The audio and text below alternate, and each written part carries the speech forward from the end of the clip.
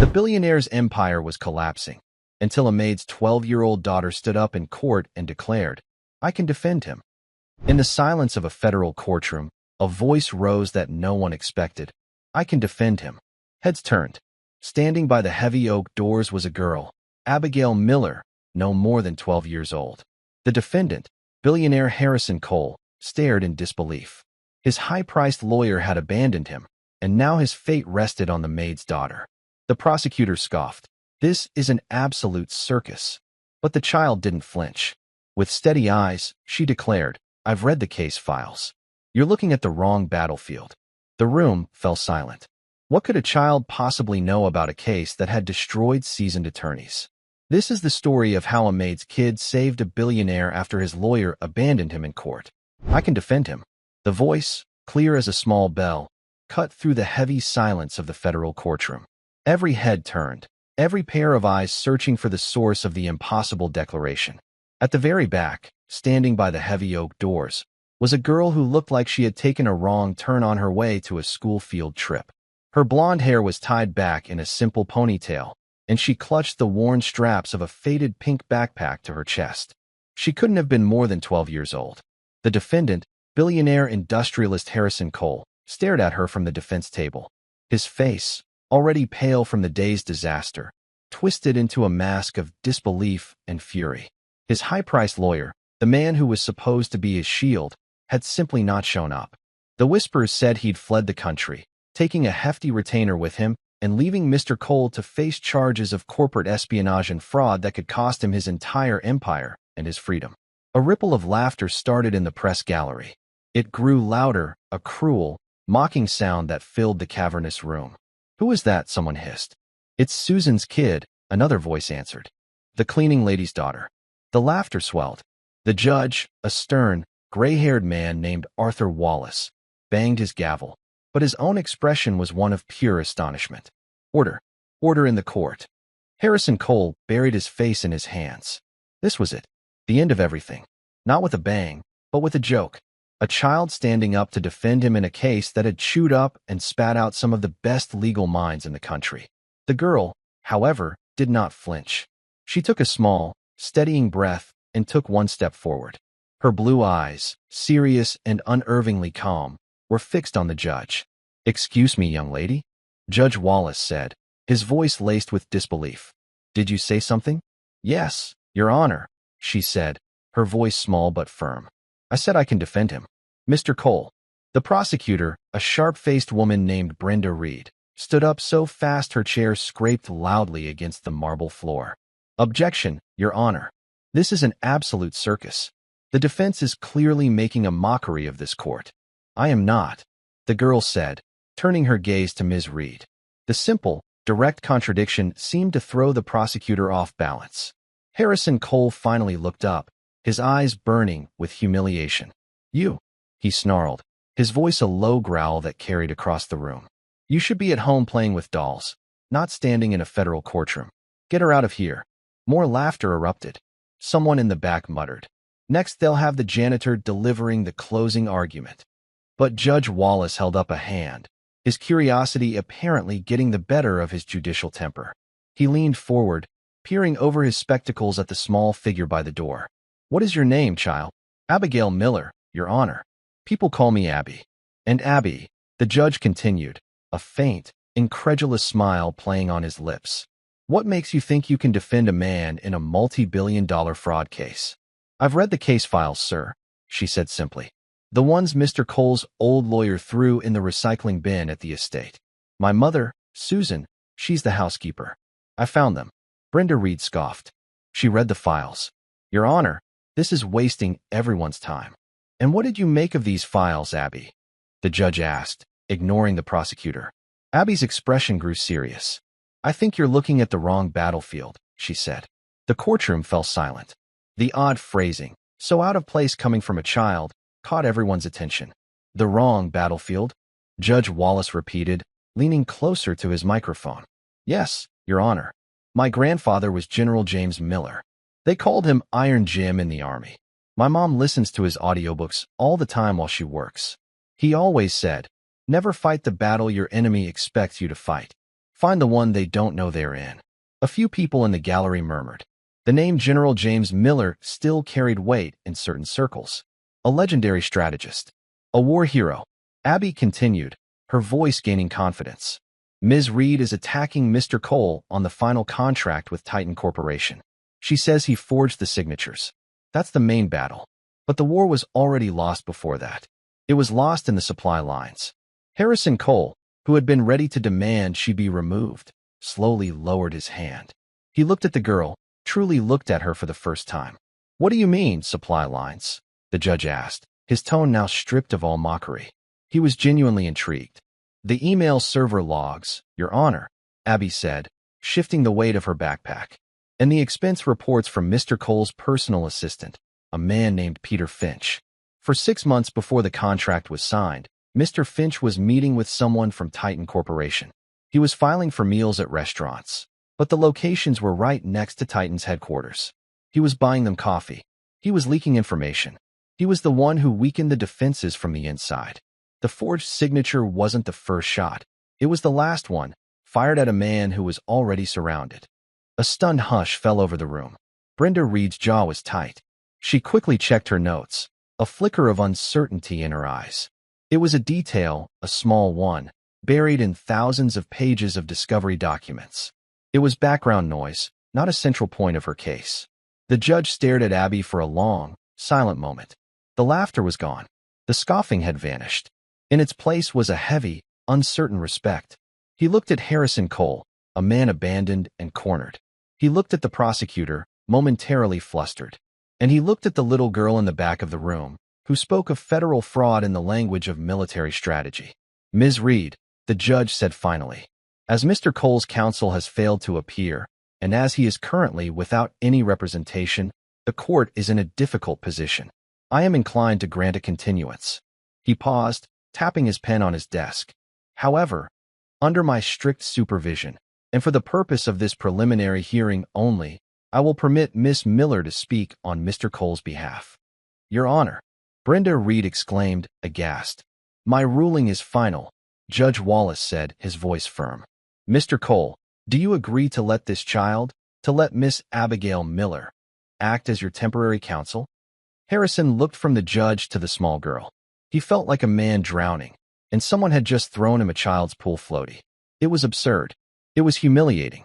But it was also the only thing in the room that wasn't actively trying to sink him. He stared at Abby, at her clear, unwavering eyes. He gave a slow, defeated nod. Fine, he croaked, his voice raw. Let the girl talk. Abby walked forward, her small sneakers making no sound on the polished floor. She moved past the empty defense chair and stood beside Harrison Cole, placing her worn pink backpack on the gleaming table. She looked, impossibly, like she belonged there. That evening, Abby sat at the small, wobbly kitchen table in their cramped apartment. The air was thick with the smell of disinfectant from her mother's cleaning supplies. Susan Miller paced back and forth, her hands twisting the fabric of her apron. I don't understand, Abby. I don't understand how you did that. Talking about battlefields and supply lines. That's just stories Grandpa used to tell. They're not just stories, Mom, Abby said, looking up from a piece of paper she was sketching on. Grandpa said strategy is a way of seeing. It's about patterns. The case is a big pattern. Everyone is looking at the messy part in the middle. I'm just looking at the edges. Susan stopped pacing and sank into a chair opposite her daughter. Her face was pale with worry.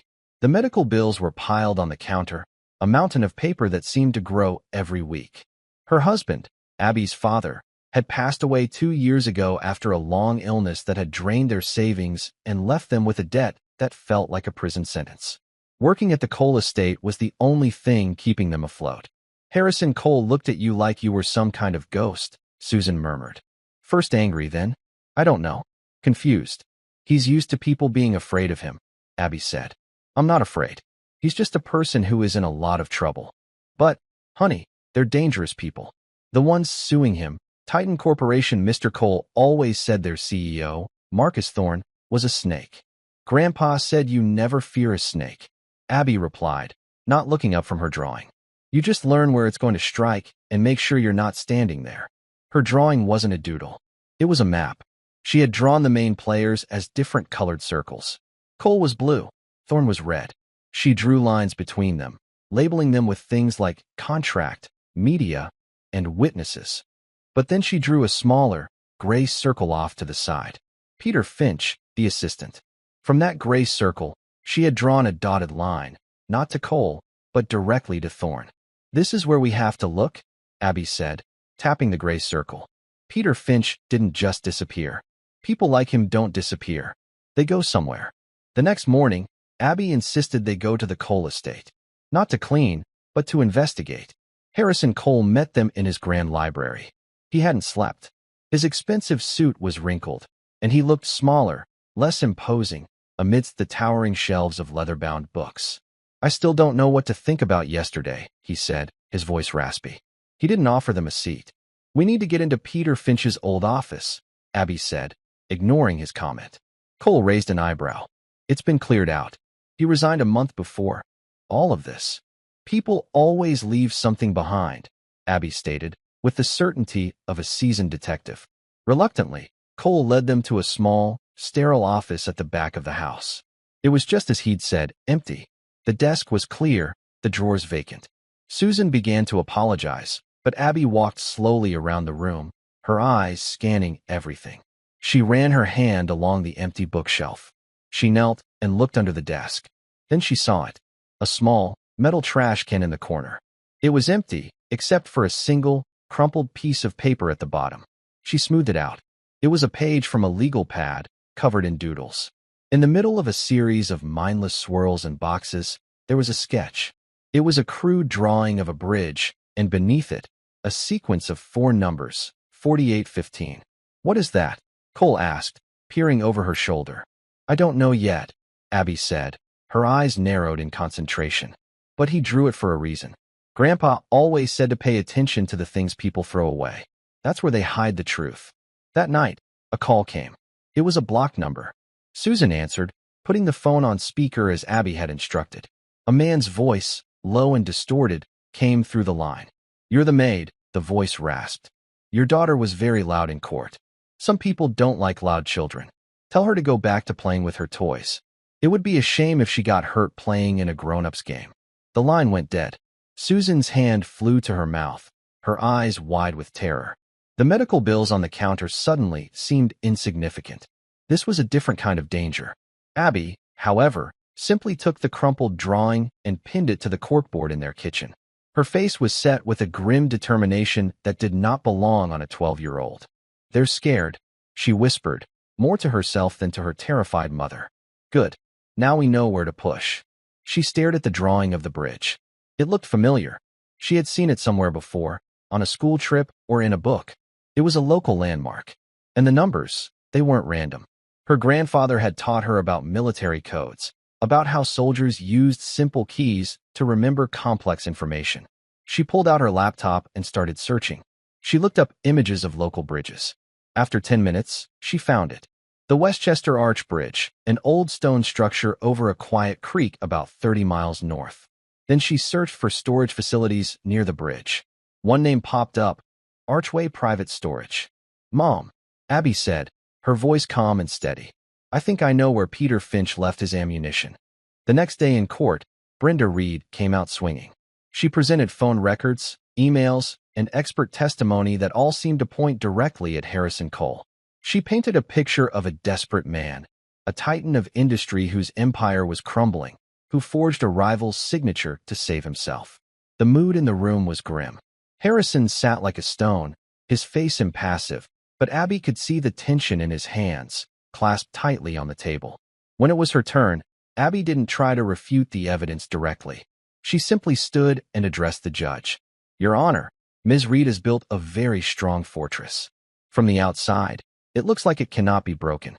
But Grandpa said that every fortress has a secret door. It's usually the one that everyone ignores." She then began to ask the witness, a handwriting expert, a series of strange questions. Not about the signature, but about the ink. Is it possible that the signature was applied with a modern digital pen that can replicate pressure and style? The expert conceded it was possible. And is it possible to fake the timestamp on a digital document? Again, he had to agree. She wasn't winning, not really. She was just poking small holes in the walls. Brenda Reed was smirking. Your Honor, Abby said, turning back to the judge. The prosecution's case is based on a single document. A document that we believe was created to be a distraction, a loud noise to keep everyone from looking in the right place. And where's the right place, Miss Miller?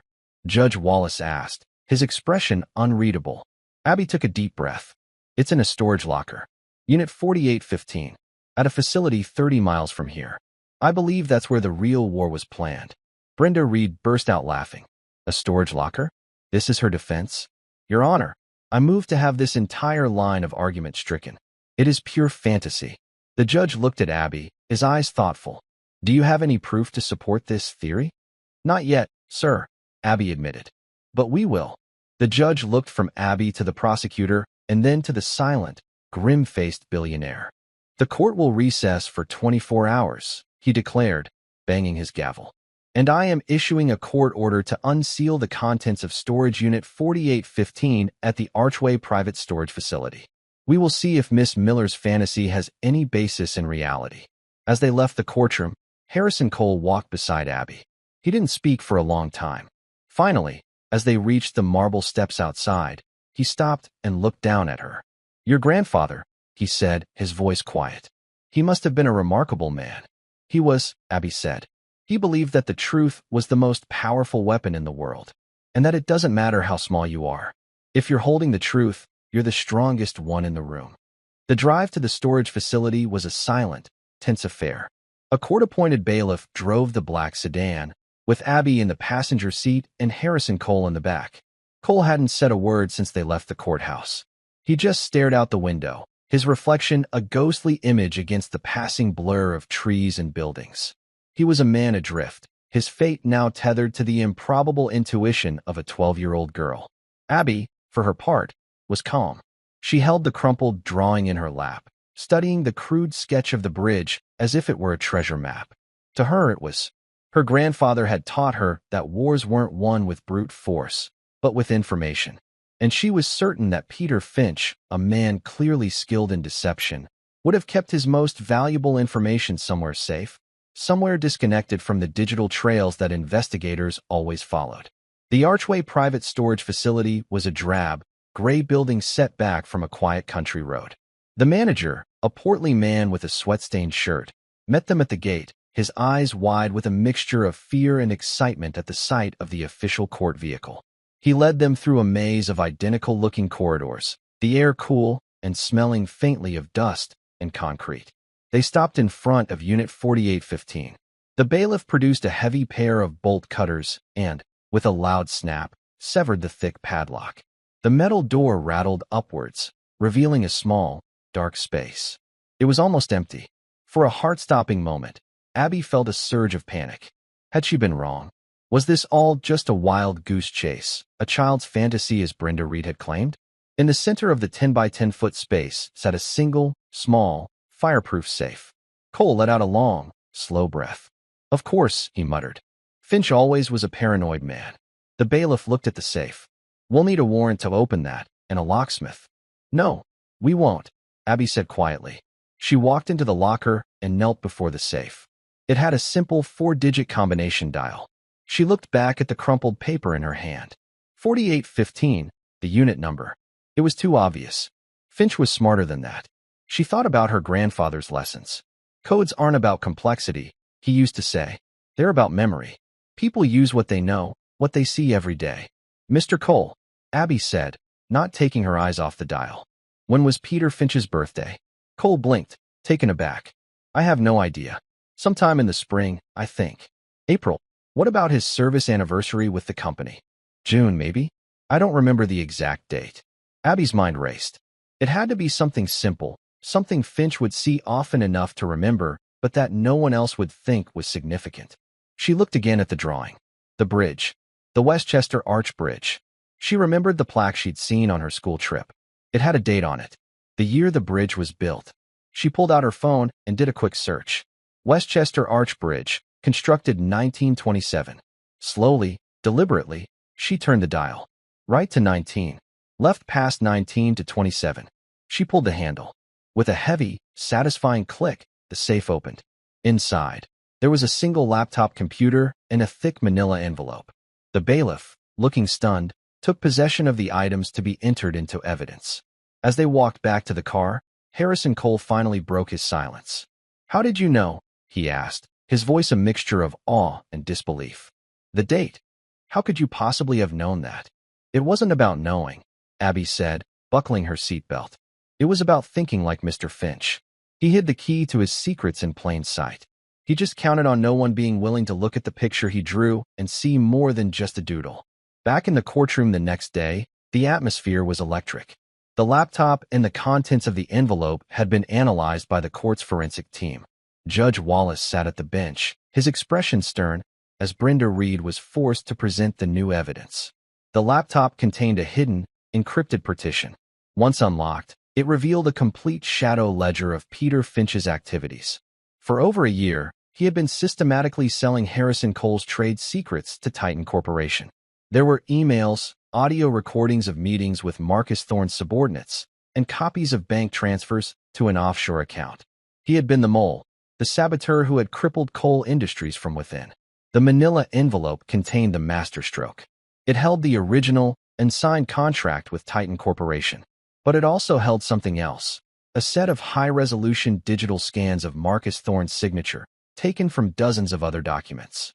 Peter Finch, in a final act of betrayal, had not only framed his boss, but had also kept the very tool used to do it.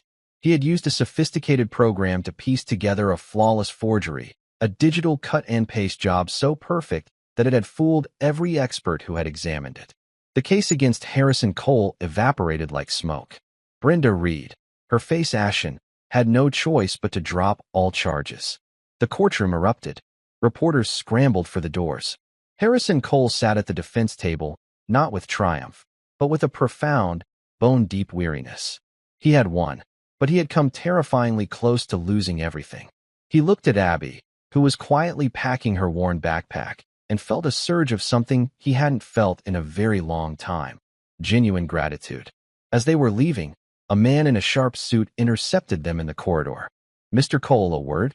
Cole recognized him instantly. It was Marcus Thorne's lawyer. "What do you want?" Cole asked, his voice cold. "Mr. Thorne extends his apologies for this unfortunate misunderstanding," the lawyer said smoothly.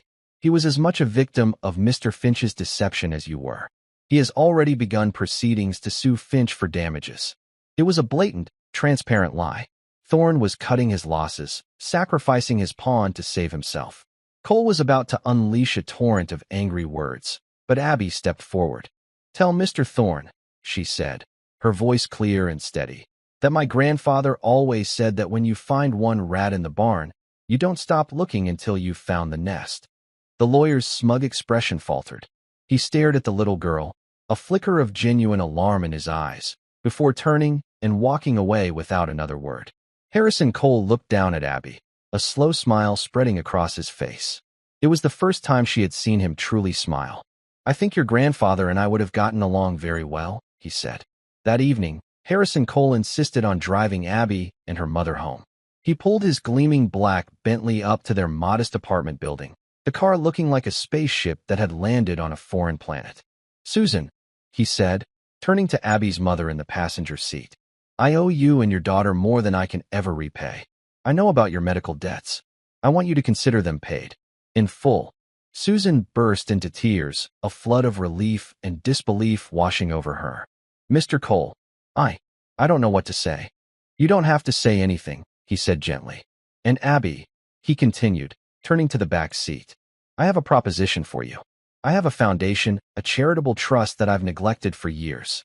It's meant to fund educational programs, scholarships for gifted children. I want you to run it." Abby's eyes widened. "Run it? But I'm only 12. "You have a mind that sees things others miss," Cole said, his voice completely serious.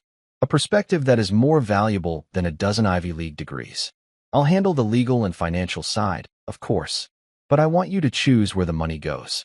I want you to find the other kids out there like you, the ones who see the world differently, and give them the resources they need. Think of it as your new battlefield." Abby looked at her mother, who was staring at her with tears of pride in her eyes. She thought about her grandfather, about his belief in strategy and truth. This was a different kind of war, a war fought not with soldiers and guns, but with opportunity and knowledge. Okay, Abby said, a small smile touching her lips. I'll do it. A month later, Abby stood in a gleaming new office on the top floor of the coal industries building. The view of the city was breathtaking. On her desk was a plaque that read, Abigail Miller, Executive Director, the Coal Foundation. Her mother worked there too, as the head of community outreach, her days of cleaning houses behind her forever. The foundation's first project was a massive investment in public school libraries, equipping them with state-of-the-art technology and resources. Abby personally vetted every proposal, her strategic mind finding the patterns, identifying the schools where the investment would have the greatest impact. One afternoon, Harrison Cole walked into her office, holding a newspaper. Have you seen this? He asked, pointing to a small article on the business page. Titan Corp stock plummets amidst internal investigation. Marcus Thorne's carefully constructed empire was beginning to crumble from the inside out, just as Cole's had almost done. The seeds of distrust that Abby had planted had taken root. Good, Abby said, not looking up from the school funding proposal she was reading. A structure built on lies will always collapse. Cole watched her for a moment. This extraordinary child who had saved him. He had been a king in a castle of glass, and she had not only stopped the stones being thrown at him, but had shown him how to rebuild with something stronger. You know, he said thoughtfully, Peter Finch was eventually found. He was hiding out in a small country with no extradition treaty. But the money he stole? It was gone. The offshore bank account had been completely emptied. Abby finally looked up, a faint, knowing smile on her face. Grandpa always said the most important part of any victory is securing the enemy's resources. Cole's eyes widened in stunned realization. He remembered the laptop, the brief moments it was in Abby's possession before the bailiff had taken it. He had assumed she was just looking for evidence. But she had been doing more. She had seen the bank account information and, with a few keystrokes, had not only defeated her enemy but had defunded him, rerouting the stolen millions into an anonymous international relief fund. She hadn't just won the battle. She had won the war, and she had done it so quietly, so completely, that no one had even known she was fighting. He looked at the small, blonde-haired girl who was already absorbed back in her work, shaping the future, and understood. He hadn't just been saved by the maid's daughter. He had been saved by a general, a worthy successor to Iron Jim Miller. And her campaign had only just begun. 6 months passed. The Cole Foundation, under Abby's unorthodox leadership, became a quiet force of nature in the city. It didn't just write checks, it conducted campaigns. Abby treated every grant application, every scholarship request, like a miniature battlefield. She deployed resources with the precision of a general, focusing on areas of highest potential impact, or what she called strategic leverage points. Her office became the Foundation's war room. One wall was covered in a massive map of the city, marked with colored pins.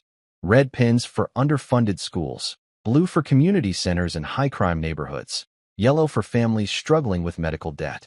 She saw them not as problems to be pitted, but as territories to be won back. Harrison Cole found himself revitalized. After years of navigating the cutthroat world of corporate takeovers, he found Abby's brand of philanthropy to be exhilarating. He was her quartermaster, securing the resources, navigating the bureaucracy, and running interference with the board of directors, who were initially skeptical of taking orders from a 12-year-old. They're concerned about the optics of the new First Principles grant, Harrison said, walking into her office one morning. He held a tablet displaying a sternly worded email from a board member. They think giving unrestricted funds directly to families is fiscally irresponsible. Abby was studying a set of blueprints for a playground.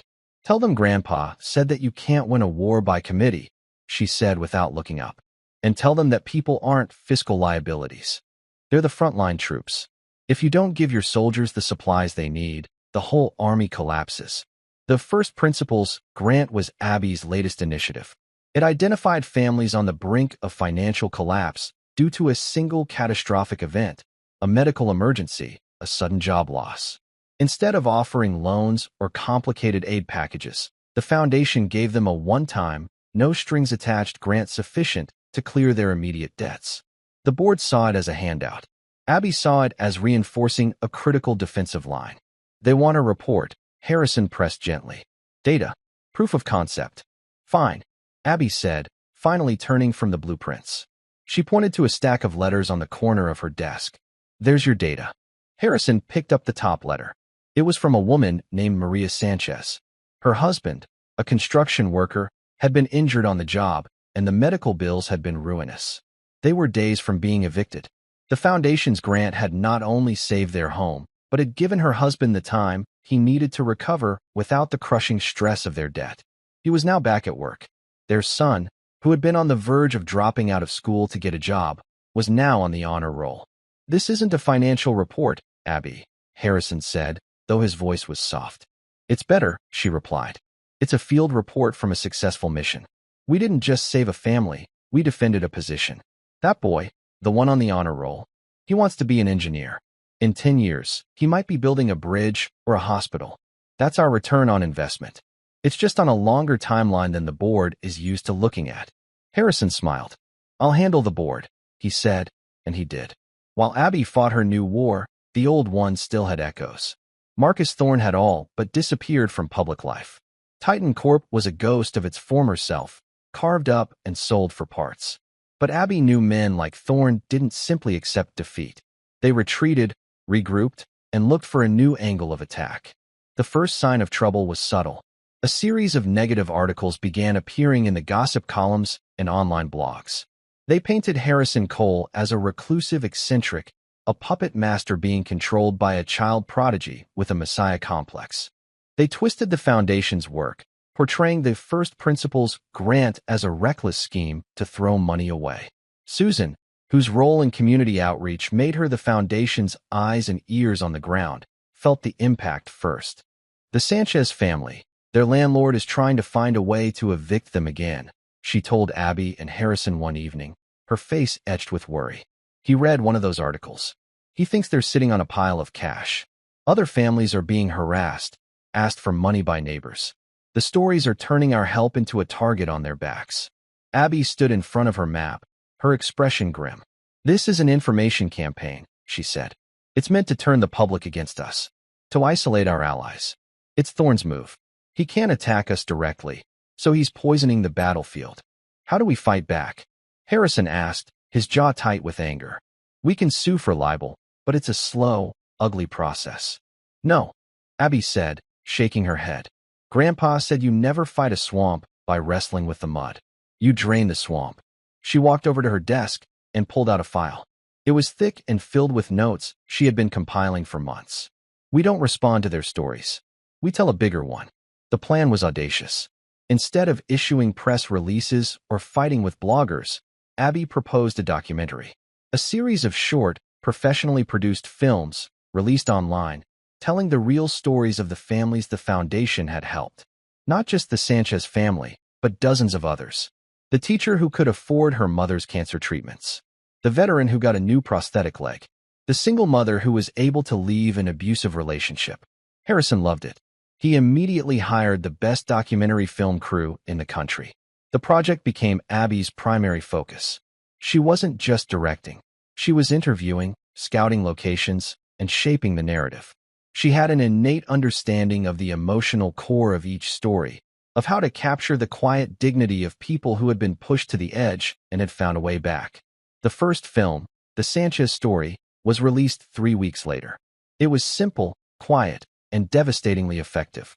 It showed the family in their small, clean apartment. It showed Mr. Sanchez's worn work boots by the door. It showed his son at the kitchen table, struggling with an algebra problem, his father patiently helping him.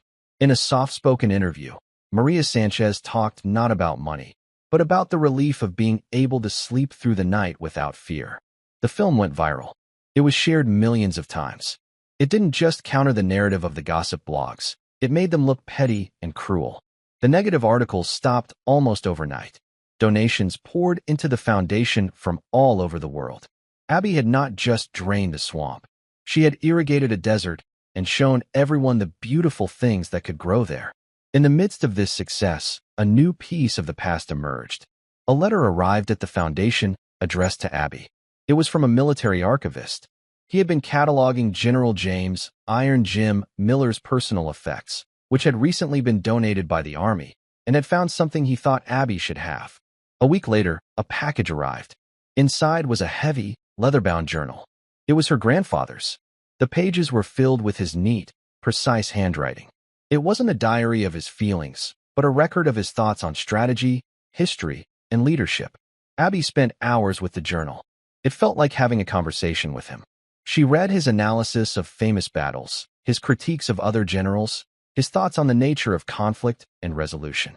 On one of the last pages, she found an entry that made her stop. October 12th. Met a young man today. Harrison Cole, son of an old friend. He's sharp, ambitious, but he sees the world as a series of targets to be conquered. He wins, but he leaves a trail of resentment in his wake.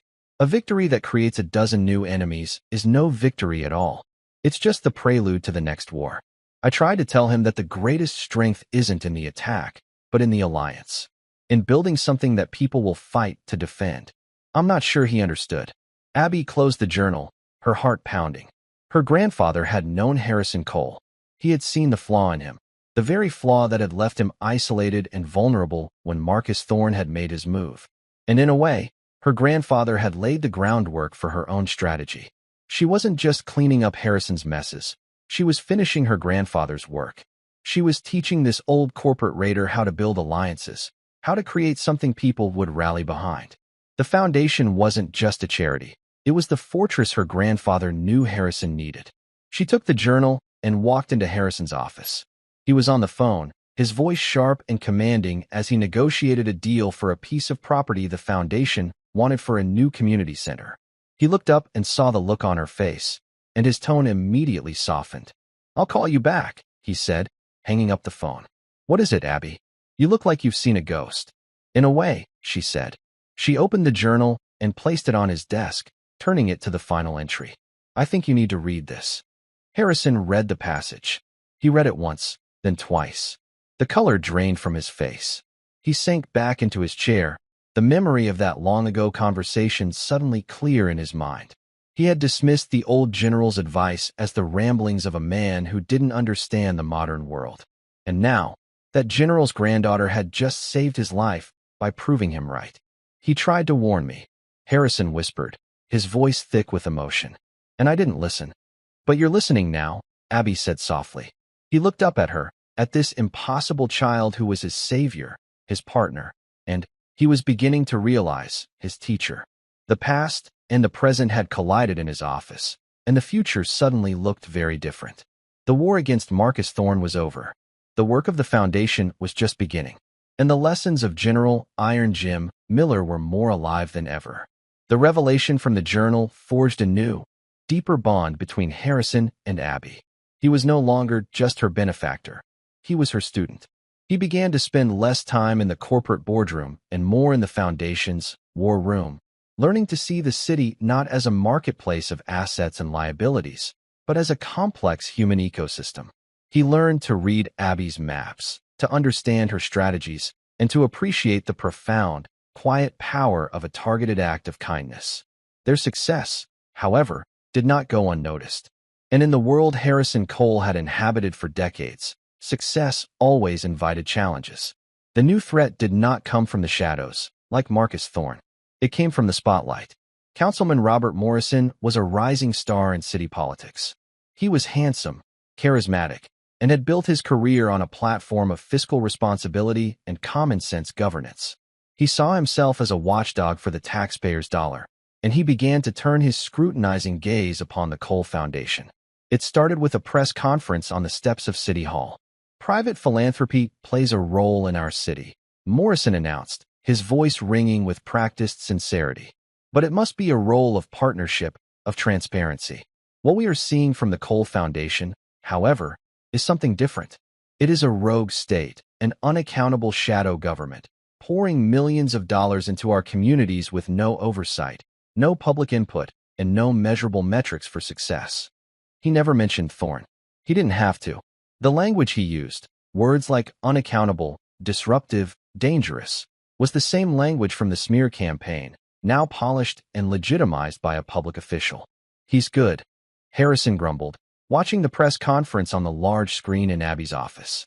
He's making our greatest strength, our ability to move quickly and directly, sound like a weakness. Abby was quiet, her fingers steepled under her chin. She was studying Morrison, not just his words, but his posture, his gestures, the way he smiled for the cameras. Grandpa said to always understand your opponent's supply lines, she said, almost to herself. What does Councilman Morrison need to survive? Votes? Harrison answered immediately. Donors. Media attention. He's a politician. He's getting the media attention, Abby noted. So we need to look at his votes and his donors. She turned to her computer and began to dig. She didn't look at public donation records. That was too obvious. She looked for patterns, for the secondary and tertiary connections her grandfather had taught her to find. She cross-referenced Morrison's legislative proposals with the business interests of his key supporters. She mapped his political appearances against zoning changes and city contracts. For 2 days, she barely spoke, subsisting on sandwiches her mother left on her desk. Harrison left her alone, recognizing the intense concentration of a general planning a campaign. Finally, she called him into her office. She had drawn a new map on her whiteboard. At the center was Councilman Morrison. Branching off from him were lines leading to several real estate development companies. One of these companies, a shell corporation called Argent Properties, had been quietly buying up undervalued land in the very neighborhoods where the Cole Foundation was most active. Morrison's attack isn't about fiscal responsibility, Abby explained, tapping the circle that represented Argent Properties. It's a ground-clearing operation. His donors want to gentrify these neighborhoods. They want to build luxury condos. But they can't do that as long as the communities are stable. Our first principles grants, the ones that keep families in their homes, are a direct threat to their business model. Morrison's job is to discredit us, to cut off our public support, so that these people, she swept her hand across the map, indicating the families they were helping, are left vulnerable and can be pushed out. Harrison felt a cold fury rise within him. It was a classic corporate raider tactic, one he himself might have used in his previous life. Attack a company's reputation, drive down its value, then scoop up the assets for pennies on the dollar. Only this time, the assets were people's homes. And I'll bet you $1 billion, Harrison said, his voice a low growl, that if we follow the money trail from Argent Properties far enough, we'll find it leads right back to Marcus Thorne. We don't have to, Abby said. Fighting Thorne is the old war. The new war is with Councilman Morrison, and we're not going to fight him on his terms. What do you mean? We expose him, Harrison insisted. We leak this to the press. Show everyone he's a paid shill for predatory developers. No, Abby said firmly. Grandpa wrote in his journal that a direct assault on a fortified position is costly and often fails. You don't blow up the enemy's fort. You make it irrelevant. Her plan, as always, was both simple and brilliant. It was a two-pronged attack. The first prong was to fortify their own position. Abby used the documentary film crew to create a new series of shorts. But these weren't about the families. They were about the neighborhoods themselves. They were loving portraits of the communities that Morrison and his backers saw only as lines on a zoning map. They showed the block parties, the small businesses, the community gardens, the vibrant life that existed there. The films were a celebration, a powerful statement that these were not blighted areas in need of demolition, but living communities worthy of defense. The second prong was the counteroffensive. It was an idea so audacious that even Harrison was taken aback at first. We are going to partner with Councilman Morrison, Abby announced. Harrison stared at her. I'm sorry. I thought you just said we were going to partner with the man who is actively trying to destroy us. Exactly, Abby said, a glint in her eye. We are going to publicly praise him for his commitment to fiscal responsibility. We're going to agree that there should be more oversight.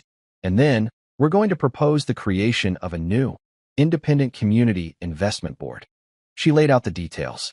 The board would be made up of residents from the targeted neighborhoods, local business owners, and financial experts. The Cole Foundation would provide the initial funding, a massive, multi-million-dollar grant, but the board would have complete autonomy over how it was spent. They would approve projects, vet proposals, and ensure the money went directly to strengthening the community from within. And, Abby said, delivering the final, brilliant stroke, we will ask Councilman Morrison to co-chair the selection committee for this new board. We will force him to be publicly involved in its creation. Harrison began to laugh. The sheer, beautiful, strategic genius of it was breathtaking. It was a trap made of goodwill. If Morrison refused, he would look like a hypocrite, a man who talked about oversight but ran from it when it was offered. If he accepted, he would be forced to help create the very structure that would permanently block his donors from achieving their goals. He would be an active participant in his own defeat. They launched the campaign.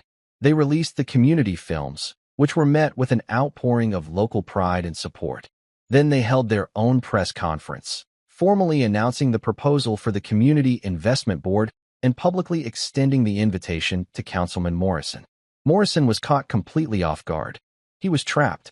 On live television, with reporters shouting questions, he had no choice. "Of course," he said, his smile looking pasted on. "I would be honored to participate." The battle was over. Morrison's attack had been neutralized, his power co-opted. The community board was formed, a permanent shield against the developers. And Argent Properties quietly began selling off its land holdings at a loss. In the aftermath, Harrison sat in Abby's office, watching her update her city map. She was replacing the red pins in one neighborhood with green ones, marking it as a fortified position. "I never would have thought of that," he admitted. "My first and only instinct would have been to find Thorne's money and burn Morrison to the ground with it." "That's because you still think in terms of destroying your enemy," Abby said, placing the last green pin. "Grandpa taught me that the ultimate victory isn't destroying your enemy. It's convincing your enemy to help you build your world." She turned from the map and looked at him, her expression serious. "We have to be better than them, Harrison. We can't just win. We have to be worthy of the victory." It was in that moment that Harrison Cole finally, fully understood the lesson that General Miller had tried to teach him all those years ago. Victory wasn't a transaction. It wasn't about conquering territory or crushing an opponent. It was about building something that would last. A legacy. And his, he now knew, would not be the skyscrapers he had built or the companies he had acquired. It would be the little girl with the mind of a general and the heart of a true leader who had taught an old warrior a new way to fight. He thought about the future, not in terms of fiscal quarters, but in generations. He saw the foundation growing, the community boards spreading across the city, a network of fortified, self-sufficient neighborhoods, immune to the predators who saw people as profit margins. And at the center of it all, he saw Abby, not a child playing a grown-up's game, but a visionary building a better, kinder, and more just world. It was a world he was now proud to be a part of, not as a king, but as a humble soldier in her army. The years that followed were a period of quiet, steady construction. The Cole Foundation, guided by Abby's strategic vision and Harrison's resources, became a pillar of the city. The community investment boards flourished, creating a network of empowered neighborhoods that were resilient to the predatory forces of unchecked gentrification. Abby, now a teenager, navigated her unique life with a calm confidence that belied her age. She attended a regular high school during the day, her backpack filled with textbooks on algebra and history, and spent her afternoons in the Foundation's war room, her mind filled with strategies for social and economic justice. Harrison, for his part, had found a sense of purpose that had eluded him during his entire corporate career. He was no longer the lone wolf, the ruthless raider. He was a builder, a guardian. He found more satisfaction in approving a grant for a new public library than he ever had in a hostile takeover. He and Abby had become an inseparable team, a strange but powerful partnership of age and youth, experience and vision. The final test of their alliance, and of the fortress they had built, came not from a corporate rival or a corrupt politician, but from within. It came in the form of a letter from the Internal Revenue Service. The audit was unexpected and brutally thorough. A team of stone-faced agents descended upon the Foundation, demanding years of records, questioning every grant, scrutinizing every expenditure. It was a siege of a different kind, fought not on the streets or in the press, but in the sterile language of tax codes and financial regulations. Harrison was furious. He saw it as a politically motivated attack, a last-ditch effort by the remnants of Morrison's old network to cripple them with bureaucracy. "This is a weaponized audit," he raged, pacing in Abby's office. "They'll tie us up in red tape for years. They'll bleed us dry with legal fees. We have to fight them. I'll hire the best tax attorneys in the country. We'll take this all the way to the Supreme Court if we have to. Abby, now 16, sat calmly at her desk, reviewing the initial audit findings. She had the same look of intense focus she'd had when she first analyzed Harrison's fraud case all those years ago. Fighting them is what they expect, she said, her voice quiet but firm. It's the battle they've prepared for. Remember what Grandpa said? Never fight the battle your enemy expects you to fight. This isn't a battlefield, Abby, it's the IRS. Harrison retorted, exasperated. You can't out-strategize a federal audit. Why not? She asked, looking up at him. It's just another system, with rules and patterns and weaknesses. They're looking for financial irregularities.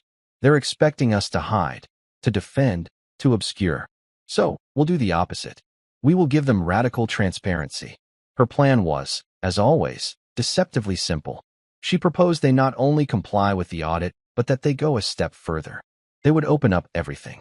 They would invite the lead auditor, a notoriously thorough and uncompromising woman named Ms. Evelyn Reed, to personally visit the communities they had helped. An attorney will just argue about the interpretation of Section 501(c)(3), Abby explained. We need to show them the meaning behind the numbers.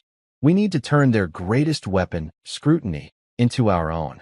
Harrison was deeply skeptical, but he had learned to trust Abby's instincts. He agreed. Ms. Reed, a woman who seemed to be made entirely of sharp angles and gray suits, arrived with a team of junior agents, her expression one of deep suspicion. She clearly expected a fight, a flurry of legal objections, and carefully curated presentations. Instead, Abby and Harrison greeted her personally. We've cleared our schedules for the week, Ms. Reed, Abby said politely. We want to give you a tour. They didn't take her to their gleaming headquarters. They took her to the Sanchez family's neighborhood. They walked her through the community garden that had been funded by a foundation grant. They introduced her to Maria Sanchez, who spoke with quiet pride about her son's acceptance into a pre-engineering program at a top university. They took her to the new wing of the local health clinic, built with funds from the Community Investment Board that Abby had created. The head doctor showed Ms. Reed the patient records, demonstrating a measurable decline in emergency room visits for preventable illnesses since the clinic had expanded its services. They walked her down streets that were clean and safe, past small businesses that were thriving, into the library that was packed with children. At every stop, they provided the corresponding financial data. This is the grant. This is where the money went. And this is the result. They weren't just showing her charity. They were showing her a functioning, thriving economic and social ecosystem that they had helped to build and fortify. Ms. Reed was silent for most of the tour, her face unreadable. She asked sharp, pointed questions, but her tone began to shift. The suspicion was slowly being replaced by a grudging curiosity. The turning point came on the third day. They visited a small community center that ran an after-school program. The center was in danger of closing before the foundation had stepped in. Inside, a group of teenagers were working on a robotics project. One of them, a bright-eyed girl named Sophia, eagerly explained their work to Ms. Reed, her hands moving excitedly as she pointed out the complex wiring of their robot. We're going to the state championships next month, Sophia said, beaming. Before, we didn't even have enough money for textbooks. Now I think I can be an engineer. Later, as they were leaving, Ms. Reed paused on the sidewalk. She looked at the children playing in the newly renovated park across the street. My job is to ensure that nonprofits are not abusing their tax-exempt status, she said, her voice softer than they had ever heard it. I am trained to see the potential for fraud in every line of a budget. I look at a grant for an after-school program, and I see a potential kickback to the director. I see inflated invoices for supplies. That's how I'm trained to see the world. She turned to Abby. You've shown me something else. You've shown me the asset side of the ledger. You've shown me the return on investment that doesn't appear on any tax form. The audit concluded 2 weeks later. The foundation was cleared of any wrongdoing. In her final report, Ms. Reed included an unusual commendation, praising the Cole Foundation for its unprecedented level of transparency and its demonstrably effective model of community reinvestment. The war was over. They had faced every kind of enemy, the corporate saboteur, the political operative, the bureaucratic machine, and they had won. They had won not by destroying their opponents, but by building something so strong, so true, and so transparent that it was simply unassailable. On a warm spring evening a few weeks later, Harrison and Abby stood on the rooftop terrace of the coal industries building, looking out at the glittering expanse of the city. Down below, the lights of the neighborhoods they had fought for shone brightly. "He would have been so proud of you," Harrison said, his voice thick with emotion. He was holding the worn leather journal that had belonged to General Miller. "He would have been proud of you, too," Abby replied, giving him a small smile. "You finally learned how to build alliances." Harrison nodded, a lump in his throat. He looked at Abby, who was now a young woman on the cusp of adulthood. She would be going off to college soon, though she insisted on running the foundation remotely. He knew, with absolute certainty, that this was just the beginning for her. She would take the lessons of her grandfather, forged in the crucible of war, and the resources he had given her, and she would apply them to bigger and bigger battlefields. She would change the world, not with weapons and armies, but with strategy, compassion, and an unwavering belief in the power of the truth. "I can defend him," she had said, all those years ago in that courtroom, a small, blonde-haired child against the world. And she had. She had defended him. She had defended families and neighborhoods. She had defended a community. And in doing so, she had shown a cynical old billionaire and the entire city that the most powerful defense of all is not a shield or a sword, but a helping hand extended to another, building a future worth fighting for. The legacy of Iron Jim Miller was secure, passed on to a new kind of general for a new kind of war. And her campaign had only just begun. And that's where we'll end the story for now. Whenever I share one of these, I hope it gives you a chance to step out of the everyday and just drift for a bit. I'd love to know what you were doing while listening. Maybe relaxing after work, on a late-night drive, or just winding down. Drop a line in the comments. I really do read them all. And if you want to make sure we cross paths again, hitting like and subscribing makes a huge difference.